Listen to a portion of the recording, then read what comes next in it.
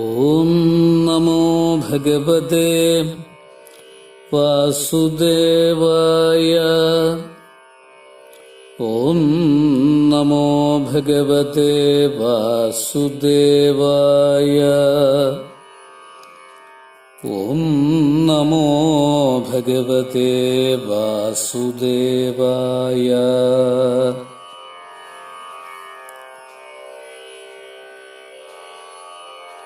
കൃഷ്ണായ വാസുദേവായ ദേവകീനന്ദനായ ച നന്ദഗോപകുമാരായ ഗോവിന്ദായ നമോ നമഃ.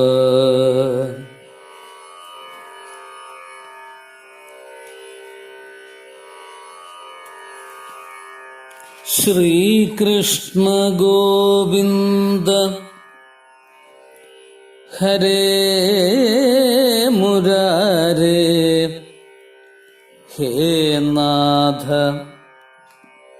നാരായണ വാസുദേവ.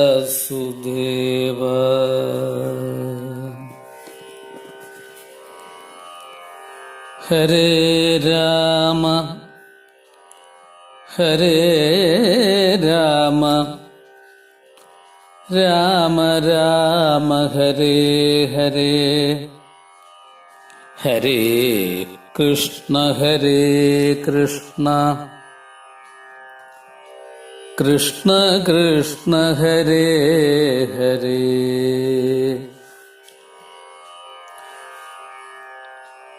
ഹരേ രാമ ഹരേ രാമ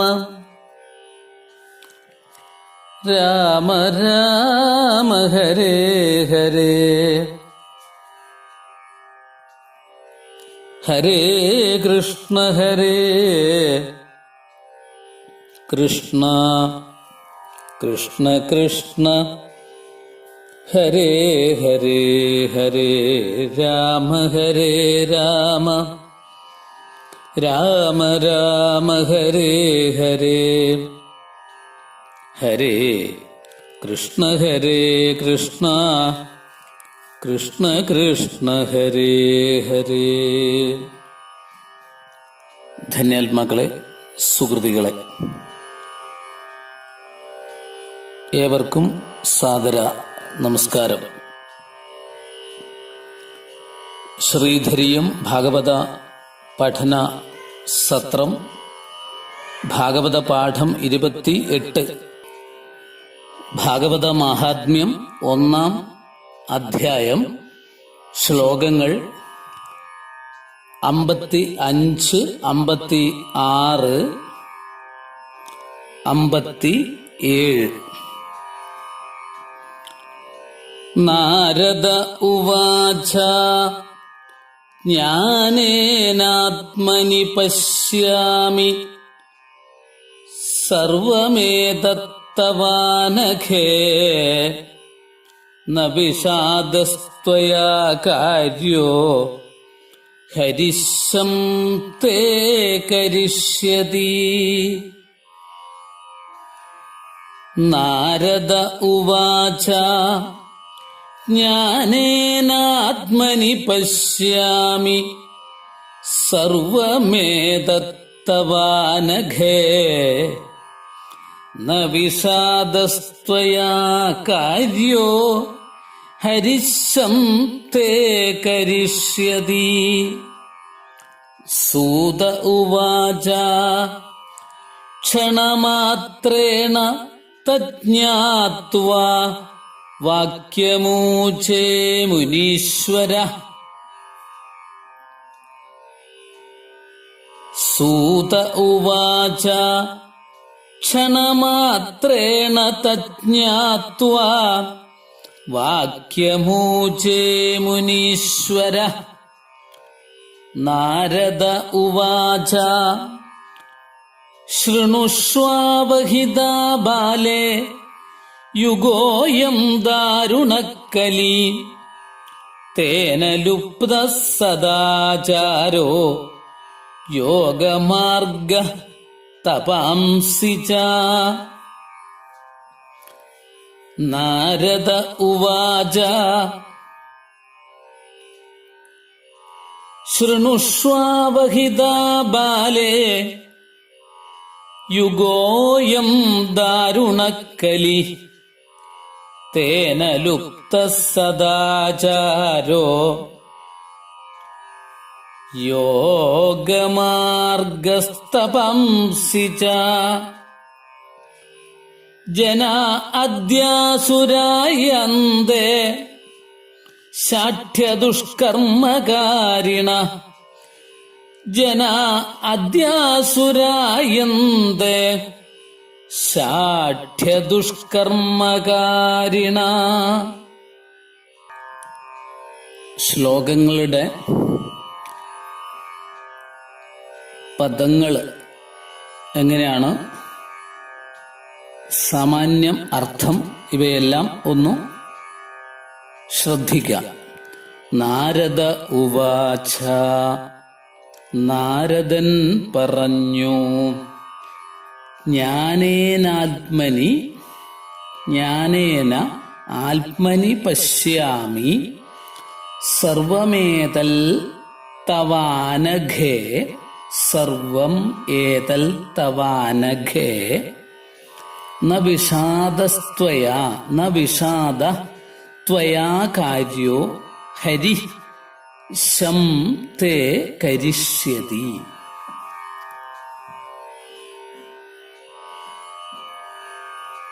ജ്ഞാനേന ആത്മനി, പ്രത്യേകിച്ചുള്ള പദങ്ങള് അനഘേ പാപരഹിതേ, വിഷാദ ദുഃഖം, ത്വയാ നിന്നാൽ, ന കാര്യ ചെയ്യത്തക്കതല്ല, ഹരിഹി ദുഃഖങ്ങളെ തീർക്കുന്ന മഹാവിഷ്ണു. ഹരി എന്ന് പറഞ്ഞാൽ ദുഃഖങ്ങളെ തീർക്കുന്ന മഹാവിഷ്ണു. ശ്രദ്ധിക്കുക, ഹരി എന്ന നമ്മുടെ പദം ദുഃഖങ്ങളെ തീർക്കുന്ന മഹാവിഷ്ണു തേ നിനക്ക് ശം കരിഷ്യതി സുഖത്തെ ഉണ്ടാക്കും. ശം കരിഷ്യതി എന്ന് പറഞ്ഞാൽ എന്താ? ശം എന്ന് പറഞ്ഞാൽ ദുഃഖമാണ്. ദുഃഖത്തെ ഹരിക്കും, അല്ലെങ്കിൽ ദുഃഖത്തെ കരിഷ്യതി ഇല്ലാതാക്കും. അപ്പൊ സുഖത്തെ ഉണ്ടാക്കും എന്നർത്ഥം. സൂത ഉവാച, സൂതൻ പറഞ്ഞു, ക്ഷണമാത്രേണ തജ്ഞാത്വ വാക്യമൂജേ മുനീശ്വര. സൂതനാണ് അടുത്തതായിട്ട് പറയുന്നത്. എന്താ? ക്ഷണമാത്രത്താൽ, ക്ഷണമാത്രേണ തജ്ഞാത്വ വാക്യമൂജേ മുനീശ്വര. ദുഃഖകാരണമറിഞ്ഞ മുനീശ്വരൻ പറഞ്ഞു. നാരദ മഹർഷി പറയുന്നത്. നാരദ ഉവാച, ശൃണുഷ്വാവഹിതാ ബാലേ യുഗോയം ദാരുണക്കലി. ശൃണുഷ്വ എന്ന് പറഞ്ഞാൽ ഹേ ബാലേ, ബാലേ കേൾക്കൂ, മനസ്സിരുത്തി കേൾക്കുക. ശൃണുഷ്വ ആവഹിത ബാലേ യുഗോയം ദാരുണക്കലി. യുഗോയം ദാരുണ കലി. ഹേ ബാലേ, മനസ്സിരുത്തി കേൾക്കുക. ഈ യുഗം മഹാഭയം നിറഞ്ഞ ദാരുണ കലി, മഹാഭയം ജനിപ്പിക്കുന്ന കലിയുഗമാകുന്നു. ആ കലിയുടെ പ്രഭാവം നിമിത്തം തേന ലുപ്ത സദാചാരോ യോഗമാർഗ തപാംസി ച. തേന ലുപ്ത സദാചാര. സദാചാര എന്നുള്ളതാണ് ശ്ലോകത്തിലൂടെ സദാചാരോ എന്ന് വരുന്ന. യോഗമാർഗ തപാംസിജ, യോഗമാർഗ തപാംസിജ ഒരുമിച്ച് വരുമ്പോഴേ യോഗമാർഗ തപാംസിജ. ജന ആസുരായന്തേ അദ്യാസുരായന്തേ ശാഠ്യ ദുഷ്കർമ്മകാരിണ. ഈ ഇത്രയും ശ്ലോകങ്ങളുടെ പദങ്ങളാണ്. അർത്ഥം നോക്കുകയാണെങ്കിൽ, ക്ഷണമാത്രത്താൽ ദുഃഖമറിഞ്ഞ നാരദമുനീശ്വരൻ പറഞ്ഞു. എന്താണ് പറഞ്ഞത്? ഹേ ബാലെ, മനസ്സിരുത്തി കേൾക്കുക, ഈ യുഗം മഹാഭയം ജനിപ്പിക്കുന്ന കലിയാകുന്നു. ആ കലിയുടെ പ്രഭാവം നിമിത്തം സദാചാരവും യോഗമാർഗവും തപസ്സുകളും നശിച്ചുപോയി. ഒരിക്കൽ കൂടി ഇതിന്റെ ഒരു താല്പര്യം ഒന്ന് ചിന്തിക്കുക. കാരുണ്യത്താൽ തന്റെ സാധുഭാവത്തെ പ്രകാശിപ്പിച്ചുകൊണ്ട് നാരദ മഹർഷി ഭക്തിദേവിയോട് പറയുന്ന വാക്കുകളാണിതൊക്കെ. നാരദ മഹർഷി പറയുന്നു, ഹേ പരിശുദ്ധേ, നിന്റെ ദുർബലത്വം, ജഡത്വം, വൈപരീത്യം എന്നിവയാലുള്ള ദുഃഖത്തെയെല്ലാം എന്റെ ജ്ഞാനത്താൽ ഞാൻ അറിയുന്നു. നീ ക്ലേശിക്കേണ്ടതില്ല. സർവ ദുഃഖങ്ങളെയും സംഹരിക്കുന്നതുകൊണ്ട് ലഭിച്ചിരിക്കുന്ന ഹരി എന്നുള്ള പേരിനെ അർത്ഥവത്താക്കുവാൻ സർവഥാ സമർത്ഥനായിരിക്കുന്ന ശ്രീ വിഷ്ണു ഭഗവാൻ നിനക്ക് സൗഖ്യത്തെ ജനിപ്പിക്കും. ഹരി എന്ന വാക്കിന്റെ അർത്ഥം ദുഃഖങ്ങളെ തീർക്കുന്ന മഹാവിഷ്ണു എന്നാണല്ലോ. അതുകൊണ്ട് അങ്ങനെയുള്ള ആ ഹരി എന്നുള്ള പേരിനെ അന്വർത്ഥമാക്കുന്ന, അതിന് സർവഥാ സമർത്ഥനായിരിക്കുന്ന ശ്രീ വിഷ്ണു ഭഗവാൻ നിനക്ക് സൗഖ്യത്തെ ജനിപ്പിക്കും. ക്ഷണമാത്രത്താൽ ദുഃഖകാരണമറിഞ്ഞ മുനീശ്വരൻ ഇങ്ങനെ പറഞ്ഞു. നാരദർ പറഞ്ഞു, എന്താ പറഞ്ഞത്? ഹേ ബാലെ, മനസ്സിരുത്തി കേൾക്കുക, ഈ യുഗം കലിയുഗമാണ്. മഹാഭയം ജനിപ്പിക്കുന്ന കലിയാണ് നിറഞ്ഞിരിക്കുന്നത്. ആ കലിയുടെ പ്രഭാവം നിമിത്തം സദാചാരവും യോഗമാർഗവും തപസ്സുകളും നശിച്ചുപോയി. സദാചാരോ യോഗമാർഗ തപാംസിച്ച. ജനങ്ങൾ ഇക്കാലത്തിൽ വഞ്ചനകളും ദോഷകർമ്മങ്ങളും ചെയ്യുന്നവരായിരിക്കുകയാൽ അസുരന്മാരോട് തുല്യരാകുന്നു. ജനങ്ങളൊക്കെ ആസുരഭാവത്തെ സ്വീകരിച്ചിരിക്കുന്നു. സജ്ജനങ്ങൾ ദുഃഖിക്കുകയും ദുർജനങ്ങള് സന്തോഷിക്കുകയും ചെയ്യുന്ന കാലമാണ്. സജ്ജനങ്ങള് ദുഃഖിക്കുകയും ദുർജനങ്ങൾ സന്തോഷിക്കുകയും ചെയ്യുന്ന കാലമാണിത്. യാതൊരു ബുദ്ധിമാൻ വിചാരശക്തിയാൽ ധൈര്യത്തെ അവലംബിച്ചിരിക്കുന്നുവോ അവനെ മാത്രം ധീരനെന്നോ പണ്ഡിതനെന്നോ പറയാം. അത് അടുത്ത ശ്ലോകത്തിന്റെ കൂടി അർത്ഥമാണ്. അപ്പോൾ ഇവിടെ ഇത്രയും താല്പര്യമാണ് പറഞ്ഞിരിക്കുന്നത്.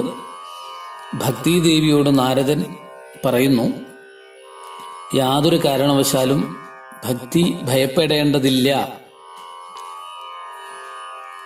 സകലരുടെയും ദുഃഖങ്ങളെയും ഇല്ലാതാക്കുന്ന ഹരി, സാക്ഷാൽ വിഷ്ണു ശ്രീഹരി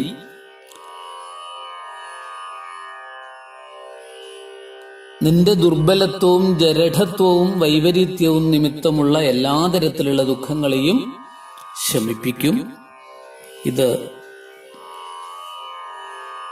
ഒന്നുകൊണ്ടും പേടിക്കാനില്ല, നിനക്ക് സൗഖ്യത്തെ ഉണ്ടാക്കിത്തരും എന്ന് നാരദ മഹർഷി സമാധാനിപ്പിക്കുന്നു. ഇത് കലിയുഗമാണ്. സജ്ജനങ്ങൾക്ക് സത്സംഗത്തിലൂടെ മുന്നോട്ട് പോകാൻ പ്രയാസമായിട്ടുള്ളതാണ് കലിയുഗം. നാരദ മഹർഷിയുടെ വാക്കുകളെ ഓർമ്മപ്പെടുത്തിക്കൊണ്ട് മുൻപൊരവസരത്തിൽ പറഞ്ഞിരുന്നു, ഈ കലിയുഗത്തിന്റെ പ്രഭാവം. കലിയുഗത്തെക്കുറിച്ച് വളരെ വിശദീകരിച്ച് കലിയുടെ ദോഷങ്ങളെക്കുറിച്ച് പ്രത്യേകിച്ചൊരു ലിങ്കിലൂടെ പറഞ്ഞിരുന്നു എന്തൊക്കെയാണെന്നുള്ളത്. മറ്റൊരു ഭാഗത്തിലൂടെ കലിയുഗത്തിന്റെ ഗുണങ്ങളെക്കുറിച്ചും പറഞ്ഞിരുന്നു. അതിന്റെ 2 ലിങ്കുകളും ഇതിനോടനുബന്ധിച്ച് പിന്നീട് അയച്ചു തരാം. വളരെ ശ്രദ്ധിക്കുക. ക്ഷമ തൊട്ടുള്ള സൗശീല്യമുള്ളോർക്കെങ്ങുമനാദരം, എന്തും ചെയ്യാൻ മടിക്കാത്ത ദുഷ്ടർക്കെമ്മട്ടിലും ജയം.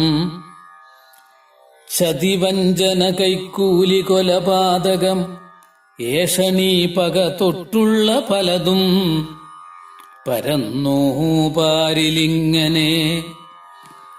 കലിയുഗത്തിന്റെ പ്രഭാവം, കലിപുരുഷന്റെ പ്രഭാവം കൊണ്ട്